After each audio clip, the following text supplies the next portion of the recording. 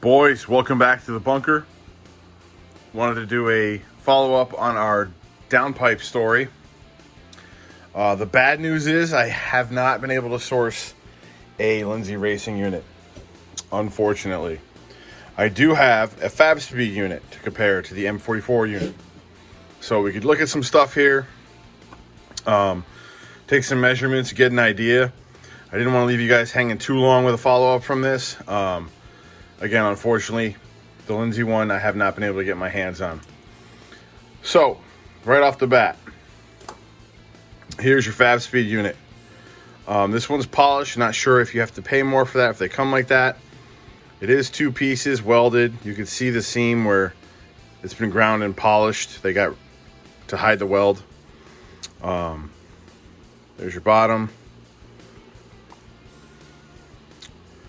There's the top part. Looks like it's been ported a little bit just to help flow. There is no overhang on the flanges, which is nice. Some of them you'll find, even the factory one has a lot of overhang, restricting flow. When you compare it to the M44 unit, you can see the M44 unit differences right off the bat. First, we have the mounting tab, a lot like the factory unit. This is a factory used unit. The flanges are thicker. You can see the difference there. Quite a difference. We'll take measurements in a minute. And the flange is different. These are designed to be as big as they can be and still bolt up. Oops, sorry about that. So let's take, we're not at zero. We are at zero. This is our M44 unit.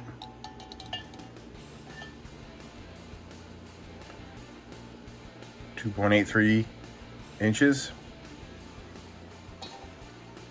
Doesn't even fit inside the Fabspeed. So let's get this where it needs to be.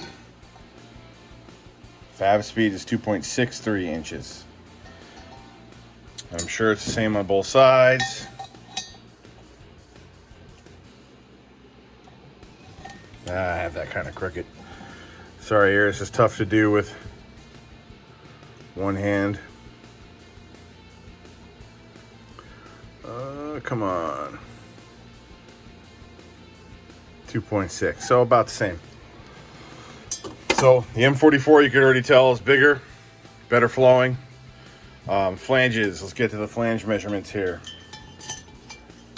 Flange measurement is 0.52 on the M44 unit versus 0.39. Factory opening we did not do. Let's check that real quick here. 2.2, 2.3 if you round up. So the Fabspeed is better than the factory, but the M44 beats the Fabspeed. So again, the M44 unit is superior. I did get asked if I'll be doing dyno testings with the different pipes. Unfortunately, that is hugely time consuming and a lot of money. If anybody, knows that replace one of these pipes, it's a pain in the ass to do. And I would not want to do it in a time frame where I have to get back on a dyno. So, unfortunately, I won't be doing any dynoing on that. But that's just the way the cookie crumbles on this one. Based on the measurements, you could pretty much just use physics. And you'll know that this one's going to flow better, make more horsepower. So that's the end of that, guys. And we'll be moving on to some other stuff. I got my garage back. We had some construction going on, so I wasn't out there. I will promise I will get my car back running soon with those on it. And it's going to be a good time. So have a good night, boys. We'll catch you back in the garage.